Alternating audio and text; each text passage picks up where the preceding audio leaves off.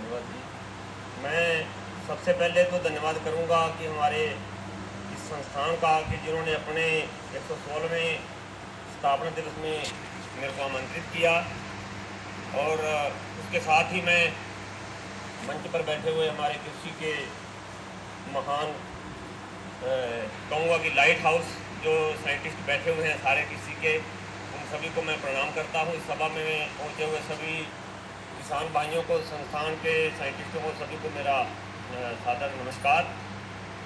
मैं छोटी सी पहले अपनी बारे में बात करूंगा और फिर मैं संस्थान से मेरी क्या अपेक्षा है मैं उसके बारे में भी थोड़ा डिस्कस करूंगा।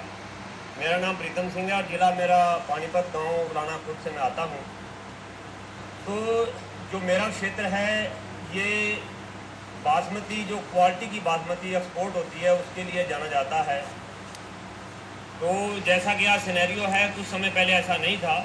मेरा गांव खास तौर पर उन ज़मीनों में इसकी गांव की गिनती होती थी जहां की बिल्कुल बंजर भूमि होती थी। इस गांव में जिनको अलॉटमेंट हुई थी वो गांव छोड़ के चले गए, लेकिन इस गांव में वही किसान आए जिनका कहीं ना कहीं ज़मीन छिन गई या किसी घटनाक्रम में वो उसका शिकार हुए। तो हमारा भी परिवार ऐसे ही पार्टीशन के समय पंजाब में हुए अलॉटमेंट, फिर यूपी में चले गए।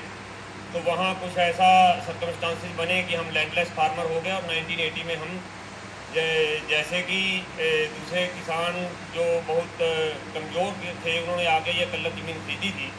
तो हमने भी तकरीबन 5 एकड़ ज़मीन यहाँ खरीदी कि कम से कम हो सकता है कि मजदूरी ना कर पाए, मार्शल कौम से आते हैं तो चल कम से कम फार्मर की क्यू में रह जाएंगे।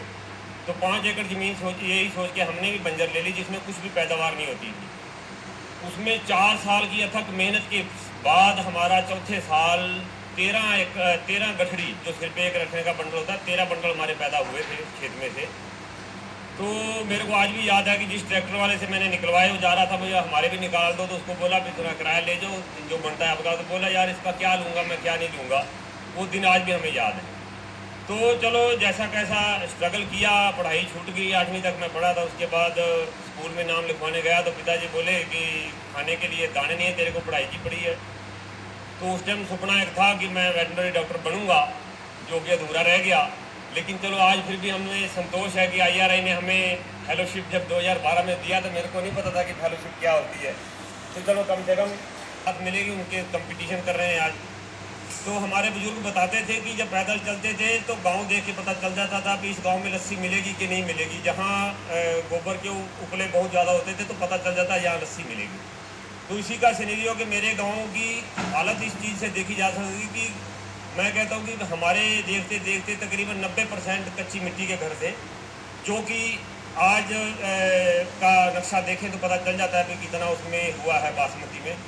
तो जहाँ बासमती में हमारी इतनी तरक्की हुई है तो एक्सपोर्ट काफ़ी हमारा बड़ा है उसमें। लेकिन अभी क्या है कि अभी जैसे यूरोपियन यूनियन ने कुछ नई पाबंदियाँ रखी हैं कि पेस्टिसाइड रेजिड्यू का जो इशू आया है, तो मेरी एक्सपोर्टर से काफ़ी बात हुई है कि उसके चलते हमारा उत्पादन जो है, जो एक्सपोर्ट होता था वो तकरीबन आधा रह गया है। और इसी के विपरीत पाकिस्तान का उत्पादन जो एक्सपोर्ट है वो डबल हो गया।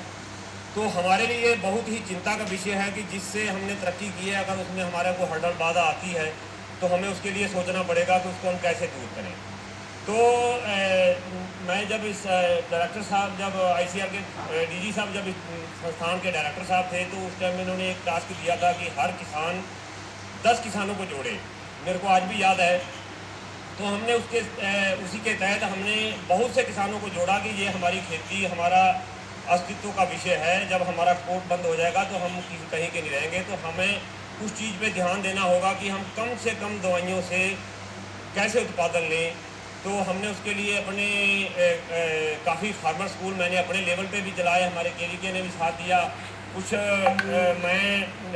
मेरे पास शब्द नहीं है कि जिनसे मैं बयान करूँ कि संस्थान के डायरेक्टर साहब जिनसे हमारा इतना दिली लगाव है कि हमें कभी ये महसूस नहीं होता कि हम डायरेक्टर साहब से बात कर रहे हैं।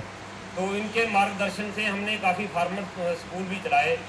तो मेरे गांव में कुछ साल पहले महापात्रा जी गए थे, शायद इन्होंने देखा भी था कि कुछ लोग गैर जरूरी स्प्रे कर रहे थे उस टाइम पे, जो हमारे संपर्क में नहीं थे।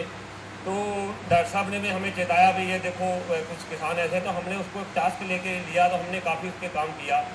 तो बहुत सी कंपनियां मेरे गांव में चावल का खड़ी फसल का सैंपलिंग कर रही हैं कि जिसका कम पेस्टिसाइड रेजिड्यू में अगर कोई पास होता है तो एक्सपोर्ट के लिए, तो वो हमें कुछ बाद में बोनस के तौर पे वो बाद में देती है हमें मार्केट से। लेकिन उसमें हमारे को एक प्रॉब्लम ये आ रही है कि वो हमें ये नहीं बताते कि आपकी क्रॉप उसमें पास हुई या नहीं, क्या रिजल्ट आया।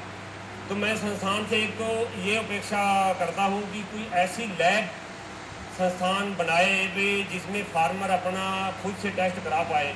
अगर खुद से हम टेस्ट कराएंगे तो हमारे में एक जागरूकता आएगी कि मैंने ये उत्पादन किया, तो किसान इस ओर ज़्यादा ध्यान दे पाएगा कि मैं कम से कम जहर में उत्पादन करूं। तो जैसे कि वो कंपनियां KRBL, एब्रो, ये कंपनी टिल्डा वगैरह उसमें का आगे आए हैं, तो उन्होंने कुछ प्रोत्साहन दिया है, तो उसमें काफ़ी कुछ हमारा मतलब हुआ है। वैसे तो IRI ने में कृषि में इतना काम किया है कि अगर एक दो जगह मैंने किसी फंक्शन में बात किया तो उन्होंने मेरे को बोला कि आप इसको एक्सप्लेन करो।